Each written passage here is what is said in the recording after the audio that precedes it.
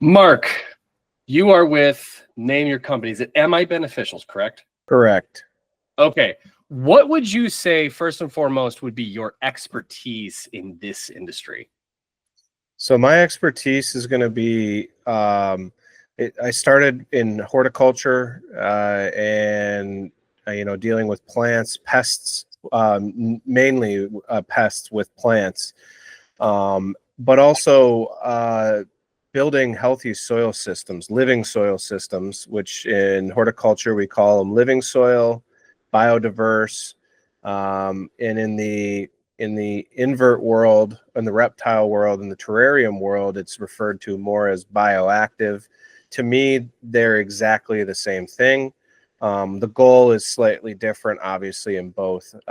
One is healthy plants, healthy living plants. The other is healthy living animals, inverts, and whatever your money, inhabitant is. So it's really there to bioactivity, biodiversity is there to support the animal or the plant. Perfect. So yeah, pests, healthy soils. That's my bread and butter. And you and I met just to kind of let the people that are watching this know. And sorry, our room is 80 degrees, so it's a little hot in here.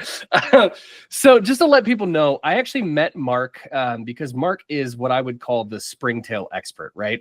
Like when you're in any kind of industry, one thing that I always tell people is like, yeah, I could do everything, but why? Like, it's like if I'm a doctor, I don't also need to be a mechanic, right? And so Mark is my go-to for all of our springtails. And I've never once claimed that we breed the springtails. This is Mark, and my beneficials is my go-to for all of these springtails.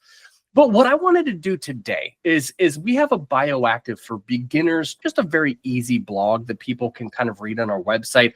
Or what we're trying to do is take what you, Mark, know to be a very complicated thing. Like you can simplify it, but it is at its core a lot of biology. It's a lot of very complicated tasks. So what I want to do today is have a little bit more of that advanced conversation around it. Because one thing that I've noticed from I've been doing this now in the hobby for about 3 to 4 years now is that the word bioactive is very heavily thrown around, but it loses a lot of its meaning because one thing that I noticed in the invert community is bioactive is very heavily discussing plants or horticulture or any of those things, right? So what I want to do today is kind of pick your brain. Like when you're hearing a word like bioactive, like what does it elicit for you? How do you feel? And like what do you feel is being neglected in the community around bioactive? Yeah. So when I hear bioactive, you think of a microbiome. And what that entails is not only the things that you can see, like springtails, worms, rove beetles, mites, stuff like that. It is also the stuff that you can't see, the microbiological things like, bacteria, fungi, protozoa, nematodes, stuff like that. So it's the whole system, right? It is inherently, I just named off a bunch of things that people probably have never heard of. Right. But the beauty of it is that it really doesn't have to be that complicated, right? If you start with a good playing field, like a good soil substrate, you incorporate, especially when we're talking about not being connected with nature, which would be your terrariums, your vivariums, indoor horticulture, like house plants, stuff like that, things that aren't tapped into nature, because that microbiome is going on outside. The beautiful thing about nature is that it has all that going on, right? You go plant a plant outside in some healthy soil, it's going to thrive. It's got the sun, it's got all of the key players in a healthy microbiome, as long as it's not been fertilized and beat down with pesticides and stuff like that. So I think what's really misunderstood slash undervalued in an indoor closed off from nature, I call it a closed loop, is those things that you can't see, which would be like the nematodes, the protozoa, bacteria, fungi. These are the things that are not only going to help keep your terrariums clean, but they're going to keep waste moving in the system because that's what's actually doing a lot of the heavy lifting, beyond isopods, beyond springtails. Springtails and isopods are going to break down big stuff into little stuff into littler stuff, but without that fundamental underlying system going on with bacteria and fungi, you're going to stall out at some point. That's you said something that has always kind of stuck with me when you and I were talking. This was probably about a year ago. You had said that we're trying to take order to chaos, right? Like you're trying to create this beautiful terrarium, but the world is nuts. Mother Nature doesn't care about you. You are here. Like your existence is just happenstance. So it's doing all of these things, but then we try to take this pet and we try to put it in a box, and then we essentially try to play God, but we can't, right? Like we're not as good as evolution is. So what we're trying to do is we're essentially trying to make this chaos into a controlled environment, and this is where we have issues. We talked about a lot of times you have, dead soil. I think I've seen it on your show before, where it's like you have all of this microbiome and all this biomass that's really crucial, right? But then it just dies. And I think, and for anybody watching this as an invert keeper, we've all been there. We make an enclosure and we're so happy with it, and our tarantula is digging, and we're so stoked. And then a while you watch the soil literally just start to break in on itself, and you get these edges along your acrylic enclosures, and it just becomes this brick of soil. It's because it's dead. There's nothing left in it. There's no microbiome left into that. And so obviously at that point, now you have the risk to your tarantula and all your other pets, because now they're trying to do what they can, but that they're cut off of all of that. And so that's why I'm so happy you're here today. So like, in your opinion, what would you say is like the relationship between that microbiology and a modern day cut off bioactive setup? Like, how do you feel that relationship should be versus what it currently is? So if you'll notice, I mean, a lot of invert keepers, they expect a mono culture, right? Like, so to speak, where there's this underlying fear of microorganisms in the soil, like processing the soil or the substrate that you put into your terrariums seems to be on the forefront of importance because of the unknown, like the potential for parasitic mites, which are not really going to be very common in healthy soil systems. And when I say healthy, I mean like robust, with a lot of other competition, like your soil mites, like springtails, and not just one type of them, but a diversity of them. And all the odd stuff you can't see, especially. Yeah. So I think that there's a big miss when you put this huge emphasis on a sterilized soil substrate, because if you sterilize the soil, right, like our soil starts with healthy worm castings, flake soil, which is also is a bioactive substrate, because it's got it's got yeast and microorganisms that will break down the wood from lignins into an edible source. It breaks all the lignins down. So, because there is that fear, we do process our soil, which kind of pains me to go through that. But a lot of people buying our product are wanting to raise like one type of springtail, right? Right. And so, like in my world, when you just raise one type of springtail, and I have it all the time, there's so much turnover in my mini cultures because there's issues when you have an imbalance. Right. So if we didn't do the sterilization of the substrate, what you would have from the worm castings and the flake soil is all that healthy biology, which would help not create things in cultures that are unfavorable. For instance, mold, like mold growing, cultures crashing out and dying because of excess of CO2 or lack of oxygen. And when you have that robust biology, it controls the mold. It's not the one singular springtail that's going to control the mold. It's the whole kit and caboodle. So there's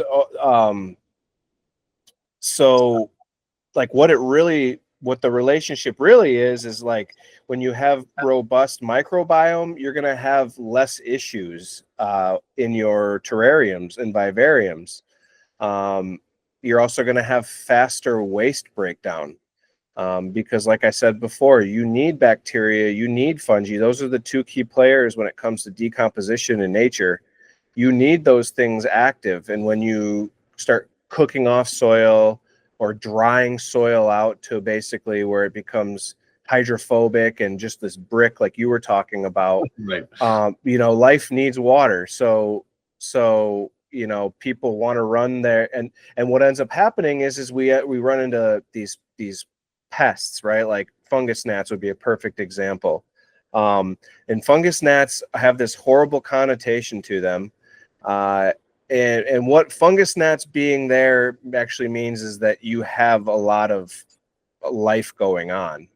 They're just part of the system. They're a huge nuisance, and it's a different conversation that we can get into if you want to. But to me, having a healthy, robust microbiome in the soil relates to having healthy animals, relates to having healthy inverts.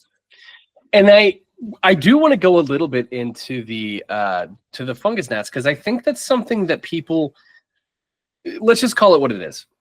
Bug people tend to be more learned, or at least attempt to learn more than, say, reptile keepers. We often get, as myself, who owns reptiles, multiple high-level reptiles, I still don't consider myself a reptile people, because when I think of a reptile person, it's somebody that has a rack of ball pythons, and it's, you know what I mean? Like that, when I'm referring to reptile people, I'm talking about the old heads that have been stuck in their ways for the last 25 plus years. If you're watching this and you're like, man, he's really blasting these reptile keepers, it's like, well, if you're up on modern times and you keep your ball python in an area where it has the ability to climb and it understands that it doesn't need to be in a rack, then you're not who I'm talking to. If you're one of the people that has a fucking rack and they're literally like living in a space this big because that's how it's always been, then you're probably who needs to listen to this, right? So one thing that a lot of the invert keepers do is they'll be very educated, but this is the part that I try to explain to people, and they sometimes dislike it. They will cite a source of a scientific article, and that's great. I want you to please try to correct me on a scientific article. But if the scientific article is from 1856, like, and there's been no further education or any further testing on this, right? Anybody can have a hypothesis. Anybody can have a theory. Has it been tested by multiple sources? That's the first thing. Secondly, has there been any rewrites of this? Has anyone even tried this again? So the problem that I run into is you'll have people, because we're going to go to the dirty word now, which is mites. I know you hear it a lot, Mark. I know that you probably have heard everything under the sun about mites. Mites is something that a lot of things that I hear is, well, most of them have a parasitic phase. And I am not necessarily saying that that's not correct to some degree, but I feel like the word parasitic is a misnomer, because what I have found in my personal experience is that mites are good.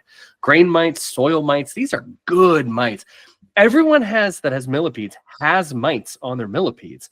And anybody who has dubia roaches for a long enough timeline, if they were actually paying attention, will have a type of mite on their dubia roaches. They're just not looking close enough, right? They will cross every time that millipede or that roach of some kind actually molts out. That mite will just hop on board. But that's a symbiotic relationship. And yet it's weird because we're fine with that. But the second you see anything like a soil mite or a grain mite, we kind of panic a little bit, right? Because we are taking our tarantula, which is a high-level, expensive pet, we're throwing it into that monoculture, that box, right, the terrarium, and then we're expecting, because a mite got in there, that suddenly that mite can't escape and it's going to suddenly eat our tarantula, right? Like I'm using exaggeration to kind of prove a point here, but I feel like we're at this edge and precipice now, and I don't know what your thoughts are on this, that we are starting to have people that are kind of doing almost self-science, like they're testing their waters. I have had mold in enclosures before, and you know what? I actually had a tarantula, and sorry, I'm into my mic here. I had a tarantula that had some mold in its enclosure. What it did, or fungus in its enclosure, it grabbed up the pedipalps, grabbed some of that mold, and started actually packing it against the walls and other spots, and it started to grow because it realized somehow, I don't know how this thing understood the concept, but maybe it was an evolutionary thing that it was just like, hey, I like the structure. I like the way this feels. And it started making a structure out of mold. And, you know, obviously I caught it before it went too crazy, but about half of the enclosure filled up with mold that spider was actually almost quote unquote farming to create the structure that it wanted. Right. So I think that we're in this weird spot where we're afraid to experiment because we feel like it's unethical. But spiders don't die from fungus, right? Fungus gnats, we're so afraid of fungus gnats, but you actually have a product that you sell quite frequently that handles it. And please, by all means, can you explain, to go back to this? So my next question is twofold. One, you know, let's talk about the products that you have for fungus gnats, because I think that's important. And then number two, let's talk a little bit about that mold and those mites and how that interacts with, what does that mean for a biodiversity within a controlled terrarium? Yeah, so you know, horticulture, same exact story, right? As with reptile / invert keepers, you know, you start going down this bioactive or living soil or whatever you want to call this, where you're fostering life in the soil, which can mean plants growing. It can, for sure. It Sure. doesn't hurt at all, because there's a whole other system going on when you have root exudates. But when you have fungus gnats, it sends this alarm. It's the misnomer that you're doing something wrong, or that you failed. And because there really aren't a whole lot of good answers to the problem, it's where people really get discouraged. And what I did, and where kind of my company actually was born from 3.5, 4 years ago now, was from a product called the Bioactive Fungus Gnat Eliminator. And it's, you know, where some people would say, okay, let's start spraying, you know, chemicals and stuff like that. I would say, stop, time out. No, wait, you're missing some key players in your living soil. And that are the predatories. We talked about parasitic, not the same thing. Right. Predatories are the ones that are going to go out and eat the soft-bodied larvae of fungus gnats. They're also the ones that are going to help break down detritus and organic matter in conjunction with eating pests like fungus gnats. And so when you have the balance, it's back to the balance. It's introducing predators like rove beetles and Stratiolaelipes cymatus, which is a Hypoaspis miles. They not only help eat fungus gnat larvae when you inoculate, or put fancy term for putting them into your enclosure. Right. And when, you know, what they'll do is they're kind of like a worm, where worms are spatially aware. They will only reproduce to a point that the volume allows, right? Right. Once they hit a certain spot with their populations, they stop reproducing, they stop growing in population. Same with the rove beetles and Stratiolaelipes. And so they don't, it's not like taking one issue and introducing another issue. What it is it's bridging the gap with nature, because both these organisms exist around this entire country, likely around the world. I haven't done full research on that, but definitely in basically all 50 states, including Alaska, these exist in nature. And that's why you're not going to see fungus gnats outside necessarily. You know, you go out in your garden, you're not getting a swarm of fungus gnats, Right. because you have those predatory species. You also have other species like all the mites that you mentioned are going to be healthy competition against fungus gnats. Right. So what fungus gnats scream to me is that we're lacking diversity. We're lacking those predators to begin with, but we're also lacking in those the mites, like the oribidid mites, the grain mites, the just inert soil mites, the ones that are so tiny that you see a little gray splotch on the soil and you're like, what is that? If you scope it, it's likely little tiny mites. I think that you're 100% correct in saying that there's this stigma when it comes to mites. But what I will say is that parasitic mites are few and far between, and they're only going to be able to proliferate when there's no competition and there's nothing that will eat them. So stratiolaelips actually help against, like, specifically reptile parasitic mites, scorpion parasitic mites. There's actual people, I believe it's a guy in England who wrote an article about how he uses stratiolaelips against those parasitic mites that are not the ones you're talking about that have a symbiotic relationship with millipedes. There are those as well, but the ones that will latch on and actually harm your animals. So there is a lot of validity to what you're saying. Well, and I think that's you said the phrase predatory, and I think this is something that is pretty consistently, in my opinion, it's conflated in this hobby where it's parasitic. Well, the definition of parasitic is that this one benefits and this one doesn't benefit at all. But that would be like calling human beings, because we eat beef, parasites. You know what I mean? Like, we're not a parasite. Like, we do have a symbiosis in the world. I mean, some, but at the end of the day, I 100% agree. I think this is the biggest issue in the hobby in general. Let's remove plants for this episode. We're going to talk more about plants on another one, because trust me, I want to get into mycorrhizal functions and all of that, and I'll bring you back for that episode as well, because I want to talk about hyphae. I want to get weird with it and talk about the benefits of plants, but let's just go down to that smaller scale, that bio in the bioactive, right? You and I have talked about what it takes. You nailed it earlier. You said you got to sanitize all these things, but you and I have gone through what my process is in making my soil. You have to sanitize everything so that you can then go back through in the back end and add the bacteria and the bio back into it, right? And it's so silly, but you need to. And I understand the why behind it, but a lot of money goes into adding that back in. We have an entire industries like yours and mine that is basically denaturing nature only to add nature back in and then sell it as a product. And I think that's kind of hilarious, but a lot of it is because of this worry. I want to talk for a minute about something you said about springtails, because this is something that I am telling everybody who will listen to me at expos. I will offer them the globular springtails or the Fulsomia candida, whichever one is going to kind of meet their requirement for the temperature, right? Or the bilus ants. I love the bilus ants. Those are freaking incredible in my opinion.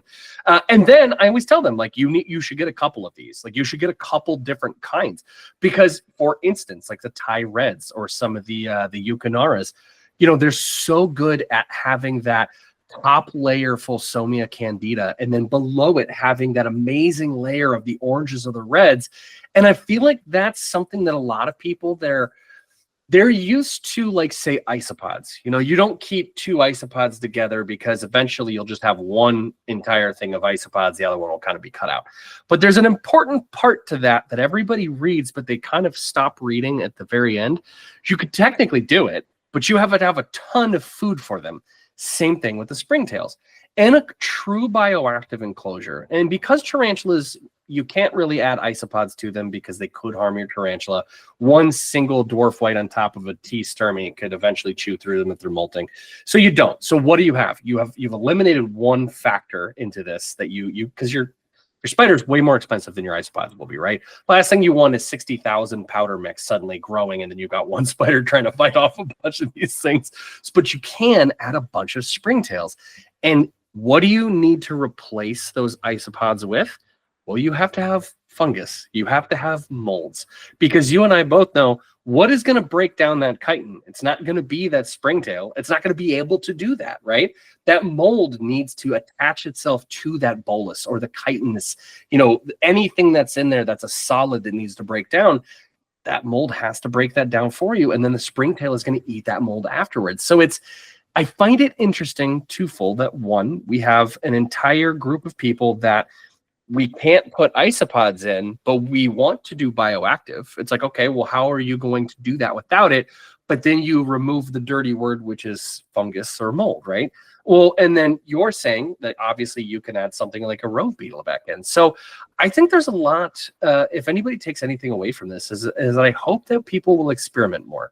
Your spider does not give a shit if there's rove beetles in there. It's not going to affect them at all. You know, your spider does not give a shit if there's mold in an enclosure. You do. And now, one thing to note is that mold can be indicative of too much humidity for that particular spider. You and I both know that. If you're getting a bunch of mushrooms growing and it's supposed to be like an arid species, might be a little too wet, my guy, you know, but like if you have a nice, healthy, high humidity species, or moisture dependent species, it's got a little bit of fungus growing in there. You've got your nice multi-layers. And Mark, when you're doing your multiculture version of springtails, how many do you typically like to see to get to maximize the bioactive part, you know, the breakdown of all of these things? So generally, like there's like a threesome that's a great combination, because like you were saying, you'll have your surface dwelling species, you'll have your kind of like your mid strata, and then your deeper feeders. And those Right. globulars are a great cleanup crew for down low. You can include oranges, usually oranges, reds, yellows are desirable just because they're so colorful, and Yeah. it's a great representation of what's going on, where you can actually see these colors. It's like nature's beauty in the breakdown. And then the other one that is unheralded, but I think is really powerful, is the blue peduras, because they're so you've got globulars, which are really small, but they like it down deep where it's going to be moist. The blue peduras, they stay right on top. They're super versatile, but they're super small. So I've found that they actually clean up after the bigger species of springtails. They act more like a micro decomposer. And they're also very versatile in the diet that they like. So they'll thrive on anything from protein heavies, yeasts, grains, you know, when I say protein, I mean like all the fecal matter, Right. you know, like the shedding from reptiles, stuff like that. So that threesome is going to do wonders for you. And then what'll end up happening is, as I've found too, and like certainly in like a terrarium that has embraced robust soil, like if you're including worm castings that aren't processed, or like, you know, flake soil that's not processed, there's going to be other very small springtails, white springtails, maybe even native springtails to your area that will make their way in there. And people seem to see that as a failure, and to me, I think that's a win. It's a failure for me in my cultures here, because people want to buy a singular, they want to play God, as you said. They want that singular mono species. So I can't have it here. Goes against everything that I've known otherwise. Right. But I completely understand and respect that, because I am running a business. Yeah. It's so funny because we double sanitize leaves, right? And I cannot tell you how many times I have, we have to bake them and we have to boil them, right? We boil them first and we bake them afterwards. I cannot tell you the amount of times that we have a holding period after we put the leaves in. If I give it, I would say 24 hours maximum, we will have native springtails that have found their way into the bin, because they can climb plastic and glass and go into anything under 1 millimeter holes, right? There's nothing. You cannot stop any amount of this. It's why even in our own food, we allow a certain amount of fecal matter in it, because we cannot stop nature. Nature will do whatever it wants. And if you think that your tarantula enclosures are different, you're crazy. I know people that will get so panicked about grain mites, and I'm like, just let it dry out for like 24 hours, dude. Like worst case scenario, if it's so horrible for you, just don't water it for a day. They'll go away. And don't be discouraged, I think, is Yeah. a big thing, because they literally materialize out of nothing. Oh yeah. You can have dead cooked soil, grain mites, orbitid mites. They literally will fly in on a flake in the air, a particulate in the air. They might be airborne. I have no idea. But to your point, they materialize out of nothing. They go where they're needed. Think of them like Mary Poppins, right? Yeah. Oh yeah. They float in on an umbrella, and they show up. Yep. They take care of whatever it is that needs getting taken care of, and then they disappear. They fly off on the umbrella. It's the strangest anomaly. Yeah. But what I've found true is that they are on your side. They're not. It doesn't always mean. It can mean, like you said, that could be moist, too moist. You might be getting fungal growth because it's too moist. You could also be getting fungal growth because it's too sterile. Yeah. You could. Too many variables to be keeping track of. That's exactly. Yeah. So I hope people get that out of this too, is that bioactive, the goal inherently is to mimic nature. Yeah. So you're going to have this wave, these processes. Don't want to interrupt the wave, because then you get this weird sporadic thing going on, and then all of a sudden you have unnatural things happening, like weird molds growing that might, or parasites that happen. Don't interrupt the wave. Yeah. Ride the wave. And man, I almost want to quote you on this forever too, because I cannot tell you the number of times that I have told people when they're like, what do you do for X? And I said, nothing. I just let nature sort it out. Because in the end of the day, if I have a giant 50-gallon bin that I'm using for my millipedes, right? And I've got a bioactive soil that's been in there and it's looking great. It's got all the stuff I need. I've got the springtails. I mean, you got it. You name it, I've got it in there, right? But then I'll have random stuff just appear in the bin. People are like, what are you going to do? I'm like, nothing. Because when I deliver the species to you, I'm not like scooping the soil up and then like throwing all of it with you. I'm giving you just this one thing. You take care of it however you want to take care of it. But in my soil, it's healthy as hell. I mean, like this stuff, I always tell people you can tell a really, really healthy soil by almost the smell and the touch when it's done. If you lift it and it almost feels like cotton, it's like a nice, just a perfect, it's not, you almost want to sleep in a bed of it. That's when you know it's good. You know what I mean? When it's just falling apart in your hand and it's like dry, crispy, whatever, you're like, that's some dead ass soil. You know what I mean? So it's just like, I always tell people, like, you can tell. And the pre-packed, like the pre-bagged stuff that you get from a lot of these chains nowadays, they'll have the word bioactive in them, but they're just dry ass soil. And you can tell the second you get them, you're like, cool, you put some leaf litter in here and maybe some rotten wood, but that doesn't make it bioactive, right? At the end of the day, if no one takes anything from this, if there's no bio, it's not active. You know what I mean? Like if it's not active biosphere, then it's nothing, right? And so the last question I have for you is, in your experience, like if a person chooses what I'm going to call a sanitary option, right? No trashing Reptisoil, but let's say they buy a Reptisoil or any of those pet chain soils they can buy, right? Or if they buy, like for instance, our bioactive soils, your flake soil, what do they lose by going the quote unquote sanitary or non-bioactive method versus the bioactive method, in your opinion? You lose the guiding light of nature. You lose the simplicity of it.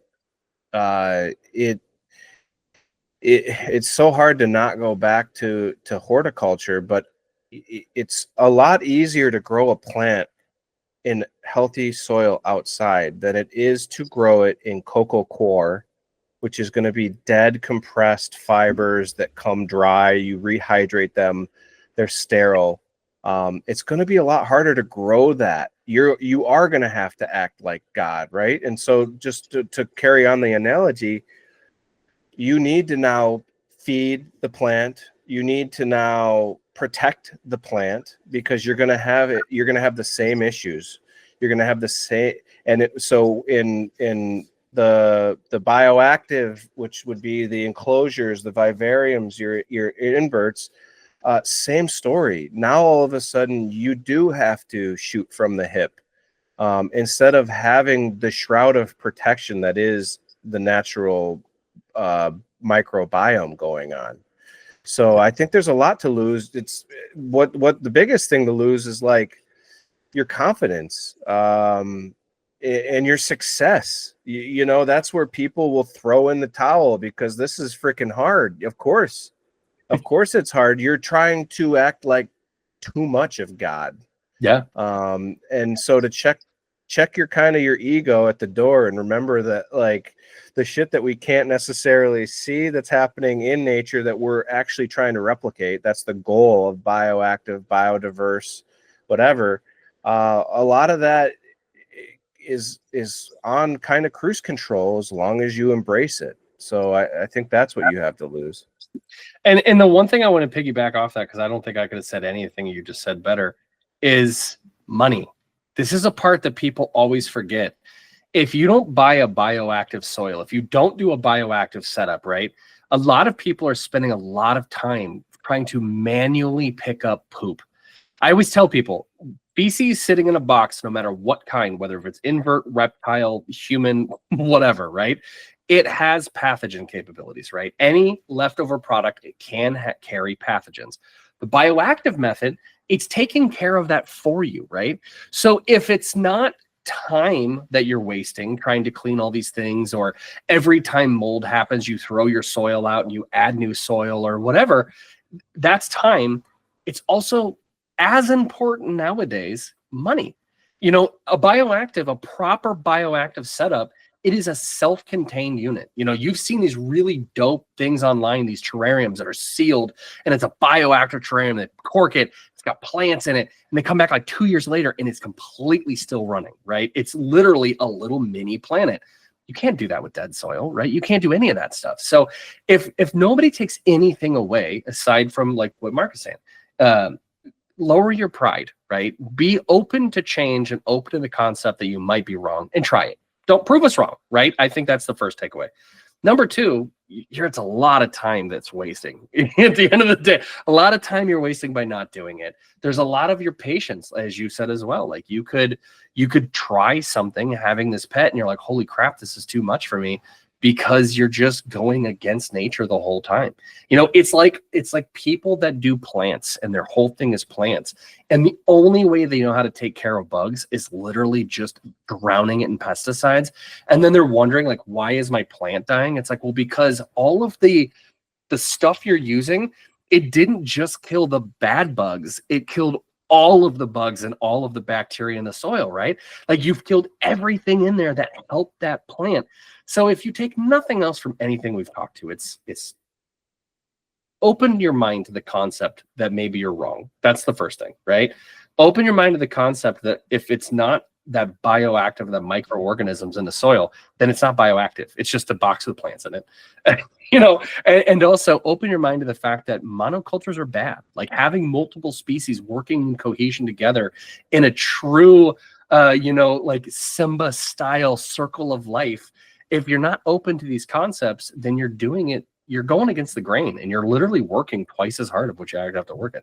Anything else, Mark, that you'd like to add to any of this before we go today? And I appreciate your time so much today, truly.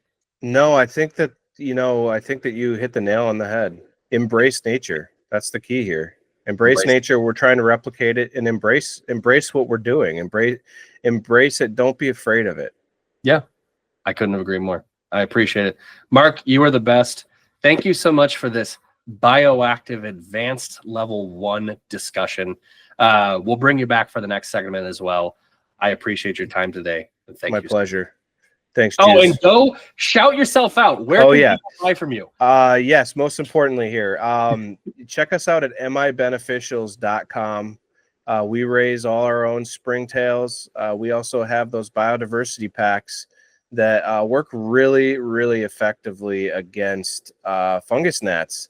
and other, like I said, the other less fortunate bugs like parasitic species.